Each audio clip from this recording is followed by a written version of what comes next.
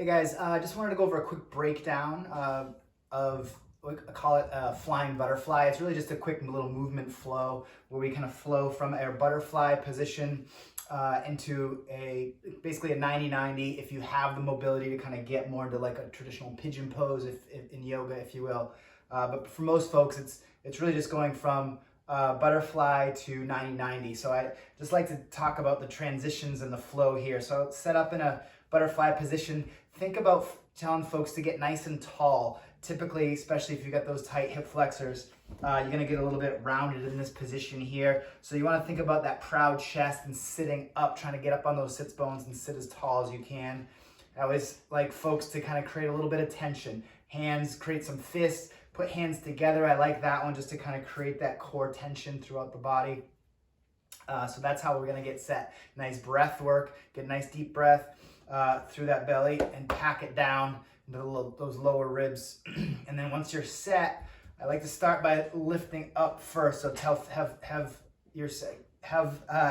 that foot lift up. Okay, then we're just gonna think about driving your knee up into your armpit. So as I drive, I'm getting some hip flexion here. So I'm just not simply kind of keeping that foot low. I'm driving the foot up and the knee up. So I'm really driving it up into hip flexion. And then from here, we're gonna get that rotation work. Now, depending on your mobility will determine how much you have to shift your weight over to this leg, in this case, my right hip, my right leg, to allow this leg to internally rotate so I can place it down by my side. And then again, you can always adjust your positioning once you're here, sit nice and tall.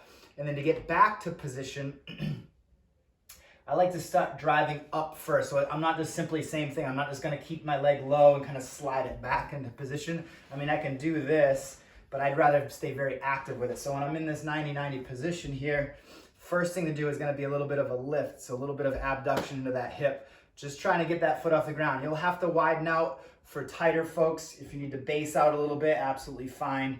Want difficult but doable. So I need to lean a little bit just to allow that leg to get up. And then the same cue, I love the knee into the armpit cue. As I externally rotate that hip, I'm gonna drive that knee up into my armpit here, sit back evenly onto my hips and come back to butterfly position.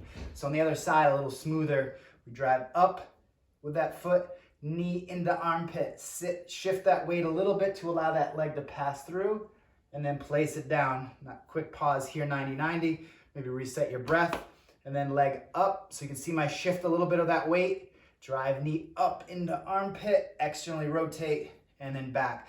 Real nice flow to get internal, external rotation of that hip. A little bit of adduction here, a little bit of abduction going back. So it really hits all corners of that hip joint, as you can see, nice and smooth. And if folks had a little bit better range from this position here, they could extend. You see some of those crazy mobile folks that can extend this back in and get right into that pigeon pose position. I'm not even gonna try it.